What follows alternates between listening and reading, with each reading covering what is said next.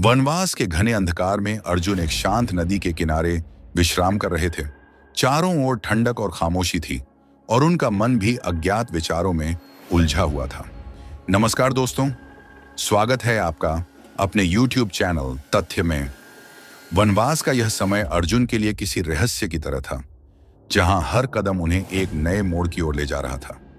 द्रौपदी के साथ रहने के नियम का उल्लंघन कर अर्जुन को इस वनवास का दंड भुगतना पड़ा था, परंतु इस कठिनाई के बीच नियति ने उनके लिए कुछ अनोखा सोच रखा था।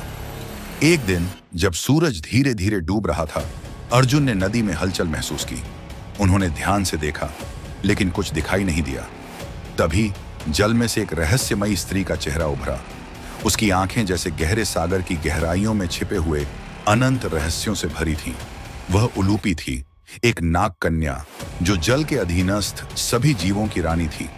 उलूपी सम्मोहन विद्या में बहुत कुशल थी। अर्जुन को मारने के इरादे से आई उलूपी ने जब अर्जुन को देखा तो वह अपना दिल हार बैठी। नाग कन्या का अर्जुन को मारने का इरादा कमजोर पड़ने लगा। दिल की बात कह दी कि वह अर्जुन से प्रेम करती है।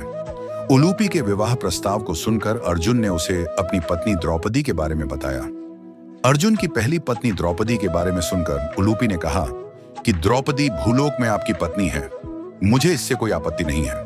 मैं नागलोक में आपके साथ रहना चाहती हूं और आप जिस दिन यहां से जाना चाहेंगे मैं आपको नहीं रोकूंगी।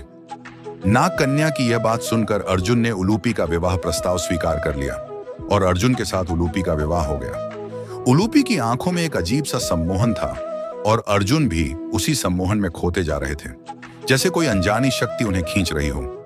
उलूपी ने अर्जुन को नागलोक में ले जाने का प्रस्ताव रखा और उन्होंने कोई असहमति नहीं जताई। नागलोक का दृश्य अद्भुत था। वहां की रोशनी, जीव जंतु, सब कुछ जैसे किसी सपने से कम। उसने अर्जुन को बताया कि उसने लंबे समय से उनका इंतजार किया है और उसकी आत्मा उनकी वीरता की ओर खींचती जा रही है। धीरे धीरे अर्जुन और उलूपी के बीच एक संबंध पनपने लगा। उलूपी ने अर्जुन से कहा कि वह उसके साहस और ईमानदारी से अत्यधिक प्रभावित है। अर्जुन का मन उलझा हुआ था। क्या उसने अपने धर्म का उल्लंघन किया? परंतु उलूपी के प्रेम ने उन्हें अंततः इस नए रिश्ते को स्वीकार करने पर विवश कर दिया। उस रात दोनों ने दिल की बातें की और अर्जुन ने उलूपी से विवाह कर लिया। यह एक ऐसा कदम था जिसने उनके जीवन में एक नई दिशा दी। भागवत और विष्णु पुराण में उल्लेख मिलता है कि उलूपी अर्जुन की दूसरी पत्नी थी। वह नाग राजा कौरव्य की पुत्री थी। भीष्म पर्व के 90वें अध्याय में संजय धृतराष्ट्र को उलूपी का परिचय देते हैं।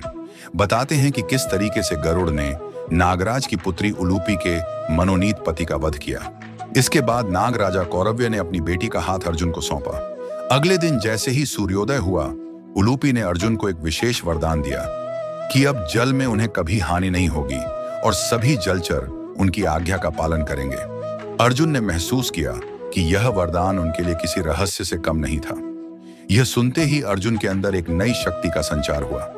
वह केवल वनवासी योद्धा नहीं थे, अब वह जल के भी रक्षक बन चुके थे। समय के साथ अर्जुन और उलूपी के संबंध से एक पुत्र का जन्म हुआ, ईरावान। ईरावान नागलोक में पला बढ़ा और उसकी अद्भुत क्षमताओं ने उसे वहां का प्रिय बना दिया, लेकिन उसकी नियति में कुछ और लिखा था।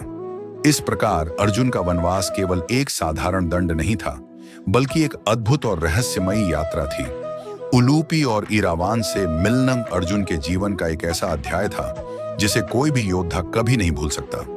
इस रहस्यमयी यात्रा ने उन्हें नए आदर्श और जीवन के नए अर्थ सिखाए। दोस्तों, अगर आपको हमारी यह कहानी अच्छी लगी हो तो कृपया अपने विचार हमें बताएं और इस चैनल को सब्सक्राइब करना न भूलें, ताकि हम आपके लिए और भी ऐसी दिलचस्प कहानियां लेकर आते रहें।